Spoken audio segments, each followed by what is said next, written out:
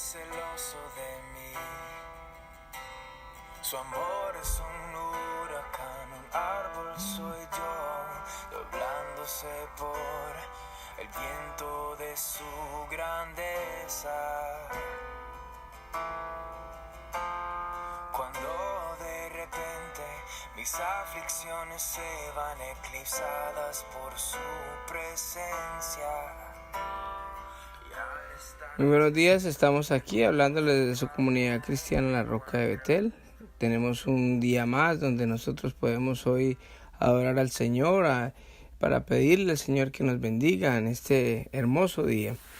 Ayer terminamos el libro de Segunda de Reyes, hoy vamos a empezar el libro de Crónicas, pero antes queremos dar un pequeño introducción a lo que es los dos libros de Crónicas. Está dividido en dos partes, el primero de Crónicas y el segundo de Crónicas, donde cubren la mayor de la información que viene básicamente se habla de lo mismo que se habló en Primera de Samuel, Segunda de Samuel, Primera de Reyes y Segunda de Reyes. En Primera y Segunda de Crónicas se enfocan principalmente en el aspecto de sacerdotal, en ese periodo de tiempo. El libro de Primera de Crónicas fue escrito desde el exilio para ayudar a aquellos que regresaron a Israel a entender de manera de adorar a Dios. La historia se centra en el reino del sur, las tribus de Judá, de Benjamín y Leví. Estas tribus tendían a ser más fieles a Dios. Eso más o menos es lo que habla en Crónicas. Básicamente, después del exilio de Babilonia, cuando ellos empezaron a regresar, supuestamente Esdras fue el que escribió estos libros, no se sabe el autor, pero Esdras les empezaba como a hablar de todas las cosas que habían sucedido antes, para que a los que venían del exilio, o sea, los que de pronto venían de no escuchar palabra, de estar mucho tiempo de pronto sin escuchar nada de la ley de Dios ni nada de estas cosas, los que habían escuchado antes, pues que recordaran lo que había pasado, y los que nunca habían escuchado la palabra de Dios es como darle un recuento de todo lo que se había escrito en la palabra de Dios, como volver otra vez a retomar lo que Dios quería que se retomara, para que ellos aprendieran y volvieran otra vez sus caminos y conocieran quién fue el que los sacó, quién fue el que los escogió y cómo sus antepasados recibieron bendición de parte de Dios. Del capítulo 1 al capítulo 9 básicamente están hablando de la genealogía del pueblo de Israel, desde Adán hasta los últimos los últimos reyes que estuvieron, y de tribu por tribu. Entonces, pues eso lo dejamos para que, pues ya lo hemos leído, los que hemos venido fieles a la lectura. Todos estos personajes ya los leímos en cada libro, en su tiempo donde cada uno apareció. Así que sería un recuento, pero de todas maneras es importante. Hay de pronto datos importantes e interesantes, pero pues eso se lo dejamos para que, si usted quiere, puede leerlo en su casa más tranquilamente y ver más o menos la descendencia de los que han venido, de todos los que venían antes de los que estaban en esta época. Empieza con los descendientes de Adán hasta los descendientes de Noé, después de los descendientes de Sem, después los descendientes de Abraham, siguen los descendientes de Saúl, los reyes de Edom. ¿Se acuerdan que los de Edom son los descendientes del hermano de Jacob, de Saúl? Edom quiere decir pelirrojo, y a los descendientes de Saúl se les decían los edonitas. Entonces ahí termina el capítulo 1, donde nombran hasta los descendientes de Saúl. En el capítulo 2 dice que hablan de los hijos de Israel y los descendientes de Judá. O sea que empezamos a mirar todos los descendientes de la parte de Israel. Acuérdense que Dios, el Señor, le cambió el nombre a Jacob y lo colocó como Israel. O sea que los hijos de Israel fueron Rubén, ¿se acuerdan? Simeón, Leví, Judá, Isaacar, Zebulón, Dan, José, Benjamín, Neftalí, Gad y Aser. Entonces, después siguen los descendientes de Judá. Y después vienen los descendientes de Caleb. Después, en el capítulo 3, empieza los hijos de David, los descendientes de Salomón. Después viene en el capítulo 4 los descendientes de Judá. Hay algo interesante aquí en el capítulo 4, que en casi todo el resto de los capítulos ha venido nombrando personas por personas, pero en el 4:9 hay algo que llama la atención, y es cuando nombra a Jabes. Dice que fue uno de los más importantes de sus hermanos. Cuando su madre le puso su nombre, dijo: con aflicción he dado a luz. Jabes le rogó a Dios de Israel: bendíceme y ensancha mi territorio, ayúdame y líbrame del mal, para que no padezca aflicción. Y Dios le concedió su petición. Estos dos versículos llaman la atención porque los anteriores versículos y capítulos hacen el nombramiento que el hijo de Julano de tal viene del hijo de tal, pero en este de Jabes se detuvo a decir algo. Primero, que Jabes era el hijo, su nombre significaba que fue parido por aflicción, no era un gran nombre, pero que Jabes oró al Señor y el Señor le pidió que le extendiera su territorio, que lo bendijera y le extendiera su territorio, y dice que el Señor le concedió. Después, si seguimos leyendo, seguimos en la misma tónica que veníamos antes. Entonces, es un dato bien interesante que hay que tener en cuenta. La oración de Jabes es una oración que se conoce mucho en el medio, inclusive hay libros con respecto a estos dos versículos. Después siguen los descendientes de Simeón. También era un hijo de los de Jacob. Después vienen los descendientes de Reuben. Después vienen los descendientes de Gad. Después viene la media tribu de Manasés. Después, en el capítulo 6, vienen los descendientes de Leví. Después vienen los cantores del templo, porque ya ahí empiezan la descendencia de los sacerdotes. Acuérdense que la tribu de Leví fue escogida por Dios para que fueran los sacerdotes, los encargados del templo y de todos los rituales y las ceremonias que se hacían en el templo, y de ahí salía el sumo sacerdote. Entonces viene casi prácticamente el capítulo 6, habla básicamente de los levitas, de los cantores. Después, en el 7, vemos los descendientes de Isaacar, después los descendientes de Benjamín, después los descendientes de Manasés, después los descendientes de Efraín, por cada hijo de Jacob. Después vienen los descendientes de Aser. En el 8 empezamos a ver los descendientes de Benjamín. Después, en el 9, los que regresan a Jerusalén. Ahí vienen, acuérdense que en el capítulo 2 prácticamente quedamos, en el capítulo 2, al final del capítulo 2 de Reyes, quedamos que Nabucodonosor se había llevado al pueblo de Israel y lo había llevado cautivo a Babilonia, y él era el que ponía gobernadores, y estas son las personas que vuelven. Después viene la genealogía de Saúl, y en el capítulo 10 ya empieza el relato con digamos la muerte de Saúl. Ya empezamos como el relato de Primera de Samuel, donde acuérdense que cuando empezamos en Primera de Samuel empezábamos hablando del reinado de Saúl, y vemos aquí que en el capítulo 10 vamos a ver más de fondo la muerte de Saúl. Muerte del rey Saúl. Ahora bien, los filisteos atacaron a Israel, y los hombres de Israel huyeron ante ellos. Mataron a muchos en las laderas del monte Gilboa.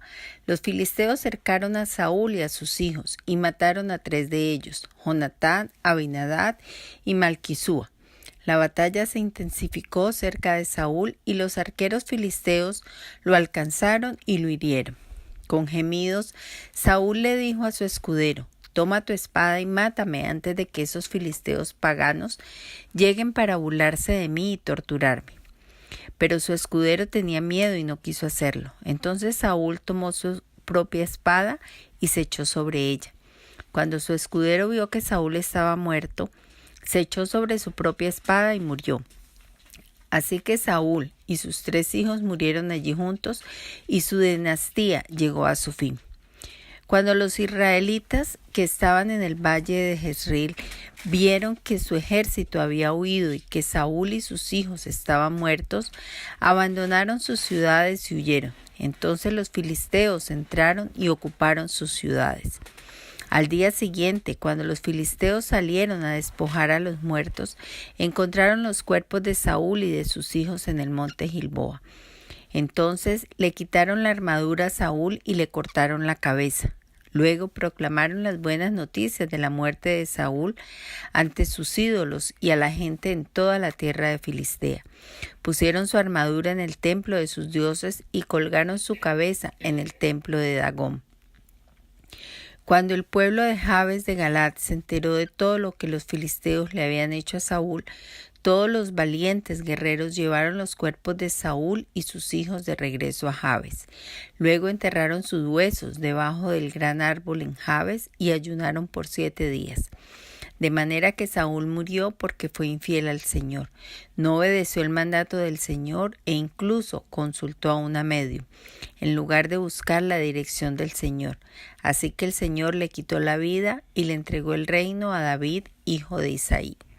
Bueno, aquí vemos la muerte de Saúl, como la relatan más detenidamente. Ya esto lo habíamos leído en el primer libro de Reyes, cuando vimos que él mismo quiso matarse para que no fuera ridiculizado, ni tampoco que lo fueran a torturar.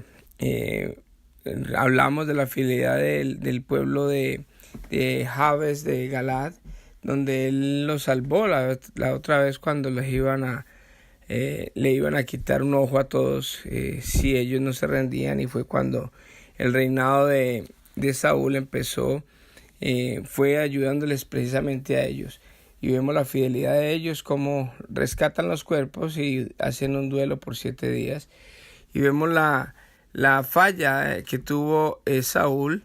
Dice que murió porque fue infiel al Señor y no obedeció los mandatos del Señor. Incluso consultó una medium. ¿Se acuerda cuando fue a buscar consejo de Samuel, invocando su espíritu por medio de una bruja? Y esto aborrecía al Señor en lugar de buscar la dirección del Señor. Así que desafortunadamente hoy en día pasa mucho eso. O sea, vemos las iglesias vacías porque las personas... Mucha gente cree en brujería, cree en horóscopos, cree en muchas cosas, pero no buscan al Señor. Después les va mal en la vida y a veces llegan al punto del descaro de echarle la culpa a Dios cuando le han dado la espalda al Señor. Así que nosotros queremos hoy en día tratar de obedecer los mandatos del Señor. Queremos estar cerca al Señor. Queremos y sabemos que el único camino, la verdad y la vida y el que nos lleva al Padre es Jesucristo, porque nadie llega al Padre sino por medio de Él. Sabemos que Él es la única solución en estos días tan difíciles, en estos días que hay tanta incredulidad, que hay tanto egoísmo, que la gente está buscando a todas horas el dinero, no importa llevarse a quien se sea por delante con tal de conseguir lo que quieren. Y vemos hoy día que nos estamos autodestruyendo porque desafortunadamente todo el mundo está atrás del dinero, tras de las cosas materiales, y hemos dejado a Dios a un lado. Pero pues está escrito, así es que el Señor dice que los últimos días serán así, serán muy difíciles, donde los hijos se levantarán contra los padres, donde habrán muchos rumores de guerra, donde habrán terremotos, donde habrán desastres, y aparte de eso también van a haber como en los tiempos de Noé, mucho pecado, donde los hombres se casarán con hombres y mujeres con mujeres, y ya estamos viviendo, yo creo que los últimos días, estamos en el tiempo de la apostasía, donde básicamente nadie cree en la palabra de Dios, donde hay muchas interpretaciones y todo el mundo pone en contra y en duda lo que es de Dios. Así que lo único que nos queda es orar y pedir por nuestras familias, llevar el mensaje de Jesucristo a otras personas, porque ya dentro de poco dentro de muy poco ya el Señor va a venir por su iglesia. Acuérdense que el templo de Jerusalén está ya casi construido, le están haciendo el traje al sumo sacerdote, y aquí en la tierra nunca han existido dos templos a la vez. Si el templo de Jerusalén empieza a existir como templo, el otro templo se va de aquí, de esta tierra. ¿Y sabe quién es el otro templo? Usted y yo, los que hemos recibido a Jesucristo, porque el Señor dice que nosotros, el templo que Él construyó no fue construido por mano de hombre, sino un templo construido por Él. Un templo, el templo del Espíritu Santo, el lugar santísimo somos nosotros, donde habita el Espíritu Santo. Así que está pronto la venida del Señor, en una nube nos vamos a ir, y desafortunadamente los que no han confesado a Jesucristo como Dios y Salvador se van a quedar, y va a venir el gran periodo de la gran tribulación. Así que oremos, llevemos el mensaje de Dios a nuestros amigos, a nuestra familia.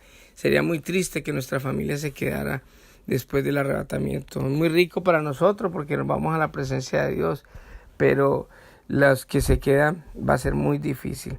Así que vamos a orar, a pedirle al Señor que nos dé sabiduría, que nos dé esa fortaleza para ser testigos de Él, para servir de testimonio, para que nuestras vidas, con nuestra rectitud y con todo lo que nosotros hacemos, la gente pueda conocer a Dios.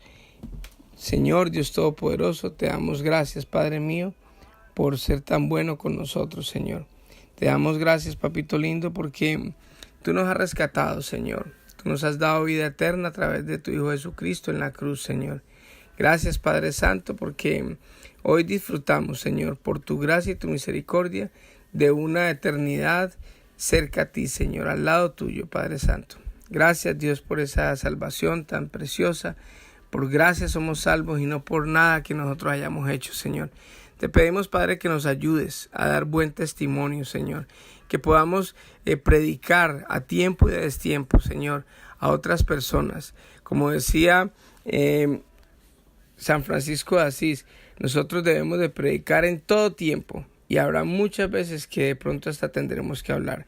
Así que ayúdanos, Señor, a ser correctos, a ser obedientes, a ser unos hijos tuyos, Señor, para que las personas, Señor, puedan ver en nosotros, en nuestras familias, te puedan ver a ti, Señor. Gracias te doy, Padre mío, por cada oyente de este audio, Señor. Yo lo bendigo y te pido que los bendigas, bendiga a sus familias, bendiga todo lo que ellos hacen, Señor. Y bendice a sus familias para que todos podamos estar algún día, Señor, en la eternidad sentados contigo, Señor, en tu trono. Gracias, Padre mío. Te doy gracias por todo en el nombre de Jesús. Amén y amén. Que Dios les bendiga y que tengan un hermoso día.